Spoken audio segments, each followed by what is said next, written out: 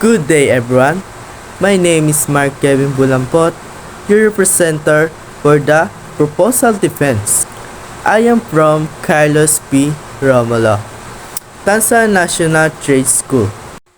Today, I'm going to present the life experiences of bullied students. I choose this study because bullying can have a serious effect on a student's emotions, confidence, relationships, and studies. By showing their experiences, we can better understand what they go through and why it is important to create a safe, supportive, and respectful school environment. So now, let's proceed for our introduction. And now for introduction. As you can see, there are three pictures in here. They visually represent the different experiences of students who are bullied. The first picture shows a student being isolated by her peers, and for the second, show a student experiencing sadness and emotional distress.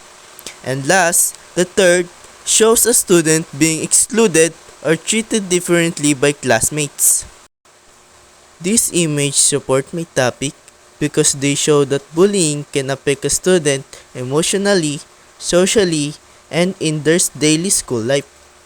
I use this picture to help the audience immediately understand the situation and importance of this study. So we are done to our introduction.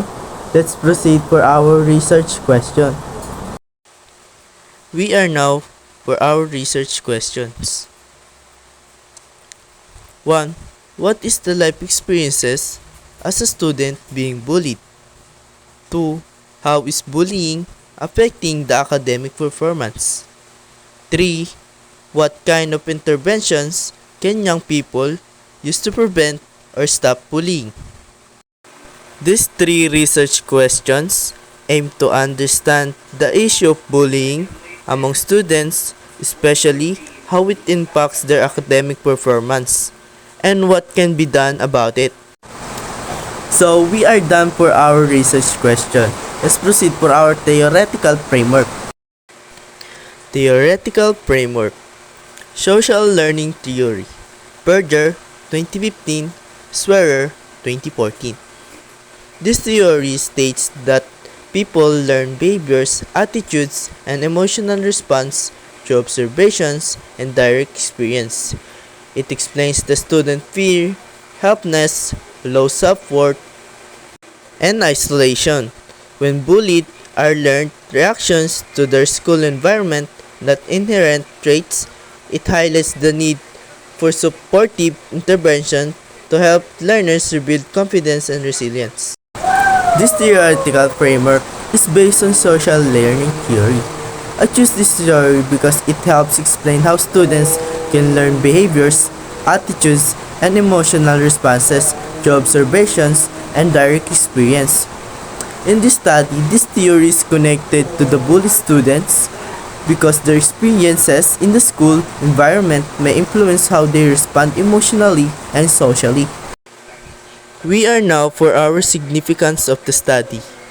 We have 5 significance of the study. First, bully students. The study gives them a safe chance to express their thoughts and feelings freely. It also encourages them to speak up and seek help instead of keeping their problems to themselves. Second, parents. This study guides all teachers on how to listen better, provide proper support, and communicate openly with their children. It also helps them know when to reach out to school authorities for assistance.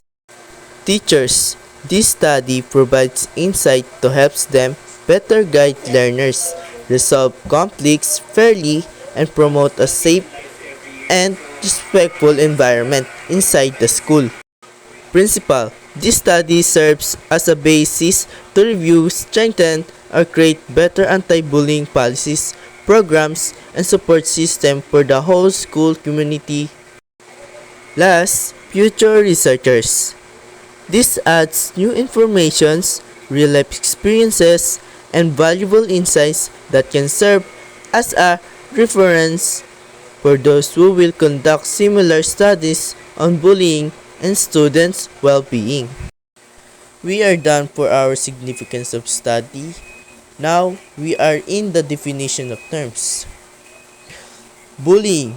Bullying the process or intimidating or mistreating somebody or in a more vulnerable situation weaker. Bully. Bully an aggressive person who intimidates people or mistreat weaker behavior the way in which somebody behave. Metamorphosis. Metamorphosis a marked change in appearance, character, conditions, or functions. Verbal. Verbal. Using word or language, especially to oppose someone. Emotional. Likely to show or express emotion. Someone easily upset. Physical. Relating to the body of the person instead of the mind. Cyberbullying. Cyberbullying, electronic posting of mean-spirit message about person as a student often do anonymously. We are done to our definition of terms, and now let's proceed for our research methodology. We are now in research methodology. First, we have research design. I use qualitative research for exploring their experiences. Second, participants. I have 3 selected grade 12 human students. For sampling, I use purposive based on their experience and willingness. For instruments, I use self-made, semi-structured, interview-guided 10 questions.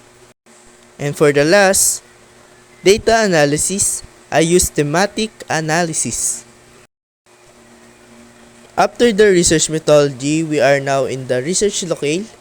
The location of the study is Tansa National Trade School in Pardan 1, Tansa, Cavite. The researchers have selected this site because it will provide access to the target population needed for this study. This study will carry out the investigations in a comfortable and convenient environment for the participants. The researchers will ensure the anonymity of the participants throughout the data gathering process. We are done in the research methodology and research locale.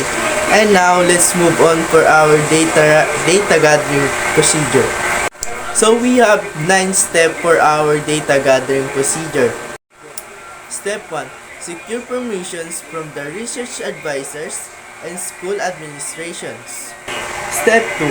Validate the self-made semi-structured interview guide with the research advisors and qualified experts. Step 3. Select qualified grade 12 UMS participants to proposed sampling. Step 4. Obtain written informed consent and parental consent if under 18. Step 5. Schedule interview, time and venue convenient for the participant. Step 6. Conduct one-on-one face-to-face semi-structured interviews. Step 7. Interviews will last approximately 15 to 30 minutes each. Step 8. With participants' permission, interviews will be audio recorded or notes taken. Data will be prepared for thematic analysis. We are done to our data gathering procedure. Now, we are going to proceed to data analysis. Narrative analysis. Read interview transcripts repeatedly to fully understand each participant's story. Identify key experiences and meaningful accounts. Organize individual narratives, preserving flow and personal context. Group shared experiences into common patterns. Link findings to the research questions. Present stories using participants' own words and perspective. Ethical considerations. Participation is voluntary, no pressure to join. Informed consent and parental consent, if needed, is secured. Identities kept private. Data stored securely and used solely for academic purpose. Participants may withdraw at any time without penalty. Interviews are objective, safe, and respectful. And that is the end of my presentation. Thank you everyone for listening and God bless. Bye!